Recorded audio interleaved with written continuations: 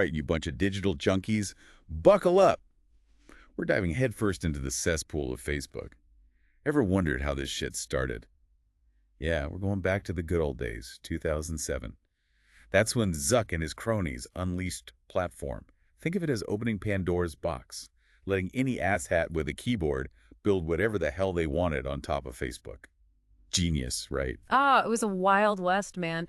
Back then, Facebook itself was barely out of diapers. They were busy building stuff like GIFs, marketplace, events, trying to figure out what the hell they were doing. Remember, this is before the iPhone even existed. We're talking ancient history here. So they're just winging it, building features inside Facebook, and then bam, they decide to let anyone build whatever crap they want. It's like a recipe for a digital dumpster fire. Yeah, it kind of was. But hey, there was some serious innovation happening too. Imagine your Facebook, right?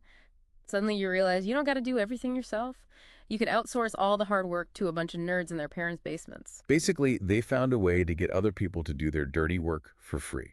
Classic Zuck move. Well, not exactly free. They had to give these developers some tools to build stuff that worked with Facebook. That's where FBML comes in, Facebook Markup Language.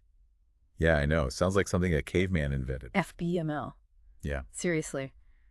Sounds about as exciting as watching paint dry. What the hell was that all about? It was their first attempt at a developer platform. It was like handing a bunch of monkeys a set of crayons and saying, go nuts, create some masterpieces.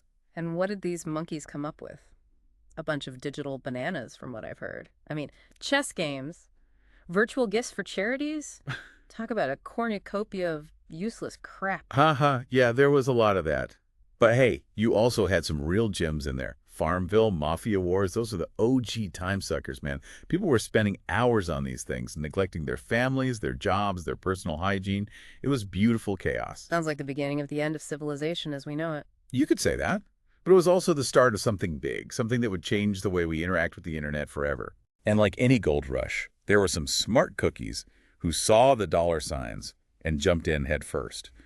Didn't you mention something about a Facebook-only venture capital firm? Those guys must have been smoking some serious digital crack. Oh, yeah, Altura Ventures. These guys popped up on July 4th, 2007. Talk about a patriotic investment. They were all in on Facebook, baby, funding anything and everything built on that platform. Must have made a killing. So even back then, people were throwing serious cash at this thing. But let's be real, Facebook wasn't just being a benevolent sugar daddy, right? What was their angle? There's got to be a catch. Well, initially they were just focused on growth, More apps, more users, more eyeballs glued to the screen. They measured success by the number of apps installed. Pretty basic stuff, but towards the end of 2007, something clicked. All right, spill the beans. What was the big epiphany? They realized that simply counting installs wasn't enough. They needed to keep those users hooked, man. The longer people stayed on Facebook, the more data they generated, the more valuable the platform became. It's all about the Benjamins, baby. So that's when they went full-blown digital drug dealer, right? The more addicted we became, the more money they raked in. Brilliant, but also kind of messed up. You said it, not me.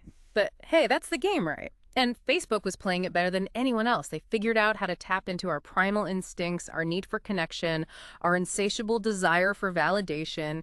It was a stroke of genius, really. Or a masterclass in manipulation. Either way, it worked. Oh, it worked, and it's still working, but that's a story for another time. Stay tuned, folks. We're just getting warmed up.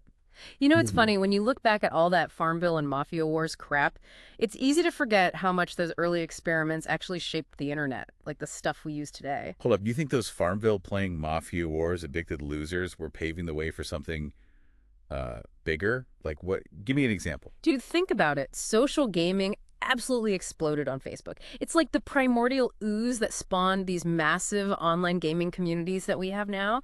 Okay, I can kind of see that, I guess. But let's forget about the dark side of all this innovation. We were talking before about Facebook and how they're obsessed with engagement. Oh, yeah.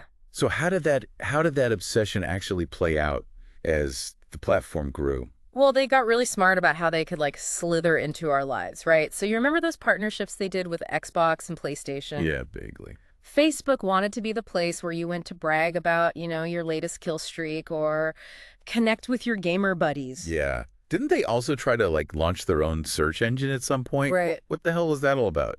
Did they think they could actually take on Google? It's the perfect example of their ambition, you know? They were willing to try anything to become like the center of our digital universe. The search engine thing obviously flopped, but it shows you how far they were willing to go. So they're trying to take over the internet, and at the same time, they're making all these backroom deals, right? Right. Let's talk about those partnerships with the phone makers. Oh, yeah, that's a whole can of worms right there, the whole data sharing thing. This is way before Cambridge Analytica, you know, when all that shit hit the fan. Facebook was already getting cozy with the phone companies and sharing our data without even asking us. Wait, hold on. So they were already screwing us over back then. It was just a taste of things to come, you know? This whole idea that data is a currency, something to be bought and sold and exploited, it was already baked into their business model from the get-go. Okay, enough with the history lesson, Professor. Let's get down to the nitty-gritty here. What were the actual tools they were using to pull all this off? We keep hearing about this Graph API and Facebook Connect, but what the hell do those things even do? Okay, so imagine the Graph API as a set of instructions for developers, right? It basically let them read and write data to Facebook, made those apps more engaging, more personalized.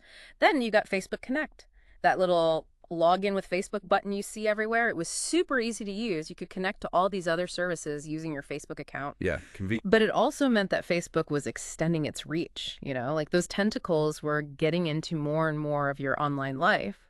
So every time we click that login with Facebook button, we're basically giving them the keys to the kingdom. Pretty much. Yeah. And then you had those social plugins, those little like buttons they sprinkled all over the web.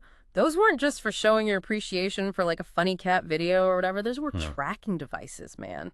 Facebook was following your every move online, even when you weren't on Facebook. Wait, they were spying on us even when we weren't on their site. Exactly. They were building this shadow profile of you, this like digital doppelganger that knew your interests, your habits, even your deepest, darkest desires.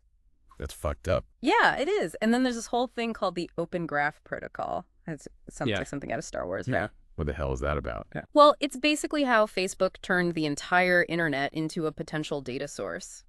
It allowed websites to embed Facebook features, tag their content with Facebook metadata, and just seamlessly integrate with the Facebook ecosystem. It's like they colonized the webman, they turned every website into a potential data collection point. So they turned the whole damn internet into a giant Facebook data farm. That's a good way to put it. And the craziest thing is most people had no clue this was happening. They're happily clicking like buttons and logging in with Facebook, totally oblivious to the fact that they were feeding the beast. Okay, I think I need a drink after all this. Shady partnerships, data sharing shenanigans, a whole ecosystem designed to track our every move online. Where the hell does this all lead? What are the consequences of all this? So we've spent the last two parts of this deep dive basically swimming through the shit that is Facebook's history, right? We've seen how they built this whole goddamn empire off the backs of developers and users, just hoovering up mountains of data like some kind of digital hoarder. But what's the fucking point? What's the real cost of all this so-called innovation? Well, I think the most obvious consequences are privacy just going down the toilet. We're so used to sharing every little detail of our lives online that we've forgotten what it even means to have a private life. Facebook probably knows more about us than our own mothers do at this point. Yeah, and they sure as hell ain't afraid to use that information to manipulate us. Remember the Cambridge Analytica shit show? That was just the tip of the iceberg, man. Facebook's algorithms are constantly messing with our feeds, showing us exactly what they think we want to see, basically shaping our perception of the world. It's like we're puppets and they're pulling the strings. So what the hell can we do about it? Is there any way to escape this digital prison? Honestly, it's a tough one. Facebook's so deeply ingrained in our lives now, it's hard to imagine a world without it. But I mean, there are things we can do. We can be more careful about what we share, limit our time on the platform, and maybe even support alternatives that actually give a shit about privacy and user control. It's like trying to quit smoking after you've been puffing away for 20 years. Yeah. Not easy, but probably worth it. Yeah, exactly. We need to take back control of our digital lives. We have a choice, you know?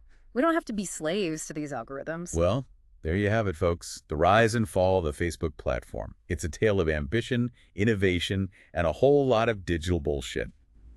We've gone from Farmville to face recognition, from poking to political manipulation. It's been one hell of a ride, and it ain't over yet.